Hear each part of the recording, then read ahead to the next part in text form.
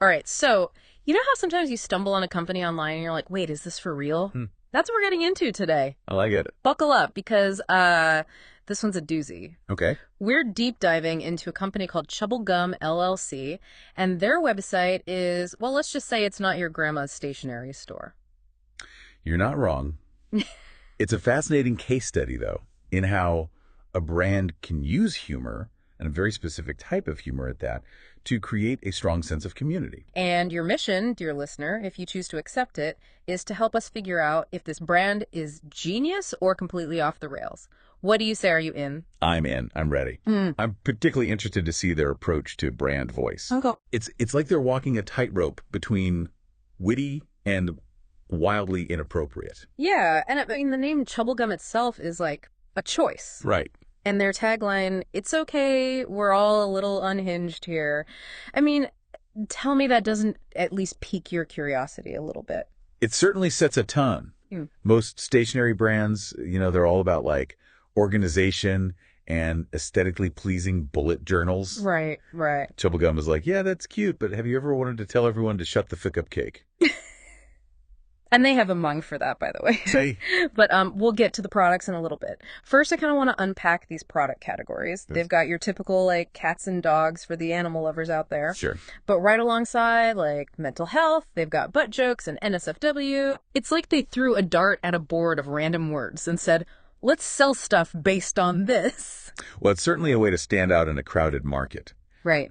By embracing the unexpected, even the potentially controversial, they're signaling to a very specific audience. It's like they're saying, if you get our humor, you're one of us. And judging by some of these product names, our humor is a very specific type of humor. For instance, they have a travel mug that just says, I hate everyone. It's relatable. I'll give them that. Yeah. But who is buying this stuff? That's the million-dollar question, isn't it? Right. We need to figure out who their target audience is. But before we do, let's talk about the humor itself. This goes beyond your typical snark, right? Yeah. It's like they've tapped into these like collective anxieties and frustrations of modern life and turned them into punchlines. So it's relatable cynicism? Is that what we're calling it? Precisely. They're taking these everyday annoyances, these little moments that make you just want to scream into a pillow, and they're making them funny. Yeah. It's like they're giving you permission to say the things that you're thinking, Yep. but wouldn't dare say out loud. And it's everywhere on their website. Even the copy, like the website copy itself, is infused with this very dry wit. Yeah. Like when you have an empty shopping cart, instead of the usual "your cart is empty" message they have, "your cart is emptier than your will to socialize." They're not wrong, Right. but still. It's that consistent voice, that unwavering commitment to their brand of humor, that really stands out. They're not afraid to take risks, and that can be incredibly appealing to the right audience. We've established that Chubblegum is all about dark humor and relatable cynicism, but who exactly are they speaking to? Like, who is this resonating with?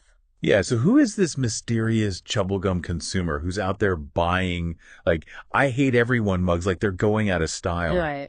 Are we talking about, like, a tiny niche of diehard cynics, or is there something more going on here? You know, that's where it gets really interesting, I think. Okay. Because Chubblegum seems to be targeting a very specific type of person, right? Like someone who appreciates this dark, self-aware humor. Right.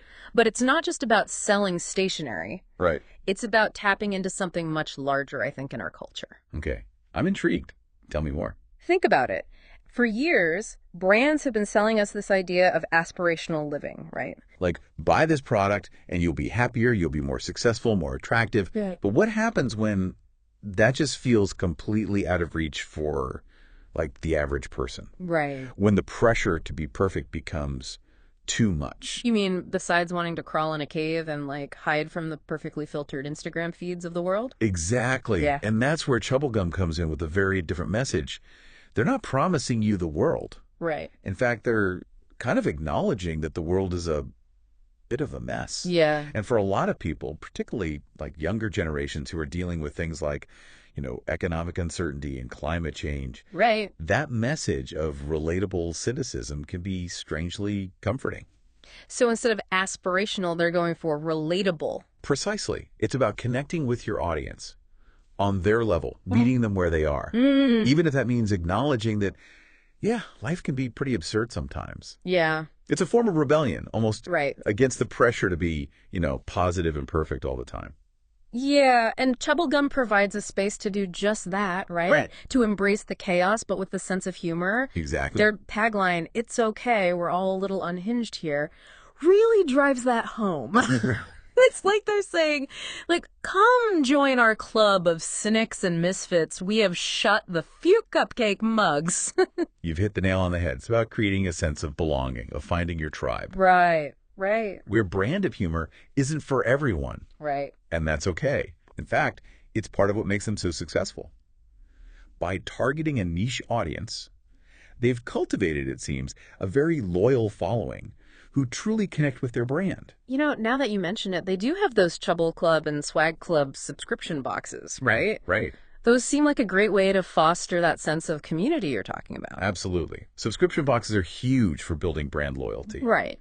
They provide that regular dose of Chubblegum goodness. Mm-hmm. And, from the looks of it, access to exclusive products and perks that you can't get anywhere else. Right. It's like a secret handshake for people who appreciate this very specific type of humor. So it sounds like they've got this whole community building thing down pat, but are people just buying into the cynicism? Yeah. No. Or are the products themselves actually good? Well, based on their customer reviews, Okay. it seems like they've managed to strike that balance Okay. between humor and quality. Hmm.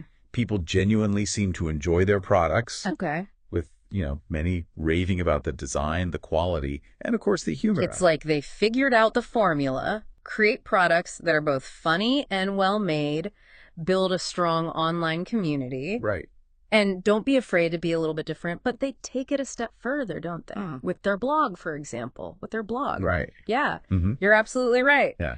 Their blog, Chubblegum's Cynically Yours blog, It's great. it goes beyond simply selling products. Oh, great. It's like a glimpse into the mind of their target audience, right? Mm-hmm. Acknowledging these anxieties and absurdities of life, but in a way that's both funny and strangely comforting. It's true. Yeah. It's fascinating how they've turned their brand identity into a content strategy. Right. Posts with titles like, How to Survive 2025, a guide to embracing the chaos, Yeah. and why being a little creepy is totally underrated. It's great. Like they're tapping into something real there, No, yeah.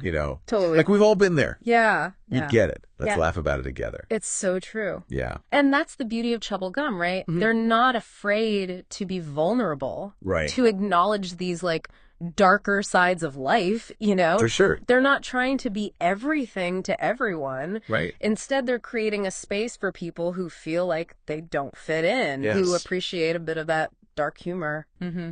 And honesty in a world that often feels like too polished and perfect. Oh, I think so. So what's the verdict, do Yeah. you think? Is Chubblegum a stroke of genius Well, or a recipe for disaster?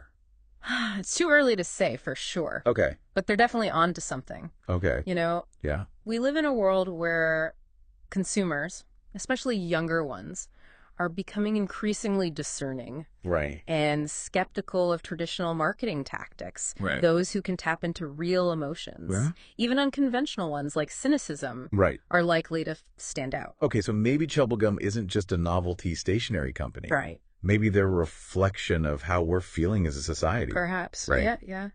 Either way, Chubblegum has definitely given us a lot to think about today. Might have. It's a reminder that being different can be incredibly powerful, right? Totally. Yeah, I think so. And that a little cynicism, as long as it's genuine and relatable, can go a long way. Absolutely. So before you jump back into the overwhelming world of online retail, just remember Chubblegum out there. Mm-hmm.